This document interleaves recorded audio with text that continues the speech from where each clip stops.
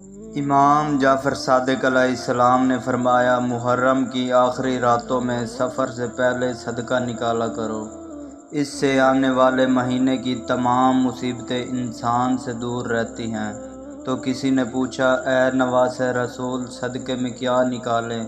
امام جعفر صادق علیہ السلام نے فرمایا، جو انسان محرم کے اختتام میں مستحق لوگوں کو کھانا کھلاتا ہے تو اللہ آنے والی تمام مصیبتوں سے اس انسان کو محفوظ رکھتا ہے۔ اور کوشش کیا کرو محرم کی آخری راتیں جب بھی عشاء کی نماز پڑھو تو عشاء کے فوراً بعد ایک مرتبہ سورہ رحمان پڑھو، پھر اللہ کو اس کے محبوب کا واسطہ دے کر اپنے لیے دعا مانگو۔